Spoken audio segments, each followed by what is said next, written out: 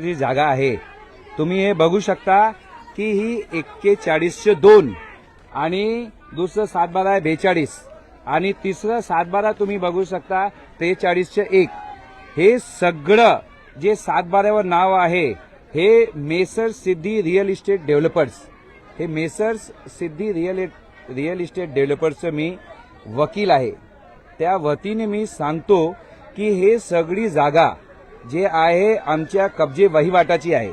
मी कब्जे वहिवाट हा शब्द वापरतो कारण आमच्याकडे हे कब्जा पावती हे नारायण भोईर व त्यांच्या कुटुंबांनी आम्हाला दिलेली कब्जा पावती आणि त्याच्यानंतर कब्जा पावती सकट तुम्ही बघू शकता आमच्याकडे त्यांनी केलेलं did of conveyance.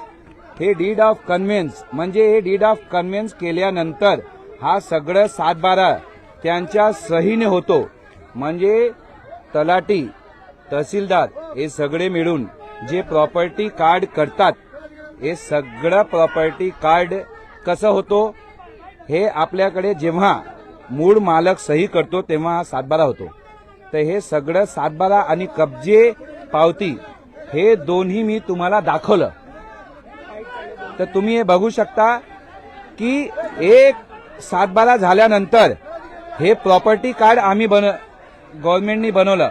Property card मध्ये कसं झालं ते राम मारुती रोडला 30 मीटर रोड प्रपोज्ड आहे.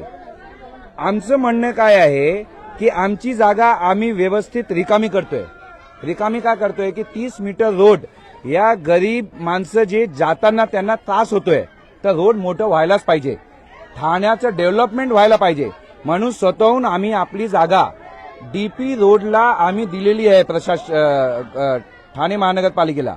तर ते रिकामी आम्ही आमची जागा रिकामी करतोय. तरीही जे मूळ मालक आहेत नारायण भोईर त्यांचा मुलगा राम भोईर आणि ते 4 मुलं आम्हाला फक्त नाहक त्रास देत आहेत की आम्ही ही जागा साफसफाई करून टीएमसीला हँडओव्हर नाही करायला पाहिजे. आणि हे आम्ही करणारच कारण हा मोठा रोड व्हायला पाहिजे. गरिबांना जाण्यासाठी रस्ते मोठं व्हायलाच पाहिजे आणि आम्ही हे रस्ते देतोय टीएमसीला. तर हे खोटं सांगून लोकांना दिशाभूल करण्यासाठी बाहेरचे लोकांना आणून असे बाउन्सर लोकांना आणून आम्हाला दडपण आणण्यासाठी तुम्ही बघू शकता की इकडे कसे प्रकारचे प्रवृत्त लोक आहेत. हे तुम्ही बघू शकता हे समोरची माणसं हे यांच्यावर काय ना काय गुन्हा दाखल असेल काय ना काय गुंड प्रवृत्तीचे असतील म्हणजे ते आम्हाला फक्त दडपण आणण्यासाठी तुम्ही पाठीमागे आवाज बघू शकता. आम्ही रीतसर बोलतोय की गरिबांना लोकांना जाण्यासाठी हा डीपी रस्ता मोठा व्हायलाच पाहिजे आणि ते आम्ही मोठं होऊन करण्यासाठी टीएमसीला हँडओव्हर करणार आणि रस्ता मोठं करणार. त्यांचे काय घर याच्यामध्ये बाधित होत आहेत का? बघा त्यांचं जे घर आहे जे राहतं घर आहे त्यांना आम्ही हात लावत नाही आणि जे टॅक्स लावलेली जागा आहे त्यांनाही आम्ही हात लावत नाही. पण हे मूळ त्यांनीच आम्हाला कब्जा पावती मी तुम्हाला दाखवली तुम्हाला टायटल दाखवलं. हे सगळं आम्ही आमचे पोझिशनची जागा कोणाला देतोय टीएमसीला हँडओव्हर करतोय. तर आमची जागा आम्ही करू शकतो आणि त्यांनी लिहिलेलं कब्जा पावती आहे आणि त्यांना कोर्टात जायला पाहिजे. त्यांना असं वाटतो की त्यांच्यावर अन्याय होतोय त्यांना कोर्टाला मध्ये जायला पाहिजे.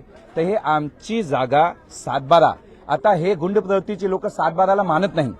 त्यांचं असं म्हणणं आहे की ते 712ला मानत नाही. तर या महाराष्ट्रामध्ये लीगल प्रोसेस चालणार 712 ही चालणार आणि त्यांनी दिलेलं कब्जा पावती त्याला व्हॅल्यू नाही असं त्यांचं म्हणणं आहे. पण मी हे सांगू इच्छितो की 712 बरोबर आहे. तुम्हाला असं वाटतं की 712 चुकीचं झालंय तर तुम्ही एवढ्या वर्षात गप्प का बसले? तुम्हाला कोर्टात जायला पाहिजे. तुम्हाला ऑप्शन आहे. पण हे फक्त दडपण आणण्यासाठी बाहेरची माणसं घेऊन येणं गुंड प्रवृत्तीची माणसं घेऊन येणं आणि टीएमसीला आम्ही जागा देतोय त्याला थांबवणं हे चुकीचं आहे. इकडे जे कारभार आहे ते स्वतंत्रपणे चालणार आणि ठाण्याचं डेव्हलपमेंट हे गुंड प्रवृत्तीचे लोक थांबवू शकत नाही एवढंच मी म्हणणार. आणि लास्टला एवढंच सांगणार की काही पत्रकार जे एकच बाजू दाखवतात आणि त्या एकच बाजू दाखवण्याने एक वेगळ्या प्रकारची भूमिकेमध्ये येतात त्यांना मी एवढंच सांगणार की तुम्हाला पत्रकारिता करायची असेल तुम्ही करा पण दोन्ही बाजूंना दाखवा. तुम्ही 712 दाखवत नाही, कब्जा पावती दाखवत नाही, डीड ऑफ कन्व्हेन्स दाखवत नाही, फक्त गुंड प्रवृत्तीचे लोकांना घेऊन त्यांची बाईट चालवतात, ऑनलाईन करता. तर असं तुम्ही करू नका. खरी पत्रकारिता म्हणजे दोघांची बाजू दाखवणं, कोणती एक बाजू दाखवणं आणि निघून जाणं, हे खरी पत्रकारिता नाही आहे. मी एवढंच सांगणार, सगळ्यांना बरोबर चान्स द्या, दोघांची बाजू ऐका, दोघांना समोर करा आणि दोघांची बाईट चालवा. फक्त एक बाईट चालवून चुकीचं दाखवणं हे खूप चुकीचं आहे. एवढंच म्हणणार की कायद्याचा हा देश आहे, कायद्याचा महाराष्ट्र आहे आणि कायद्यापुढे कोणी मोठा नाही.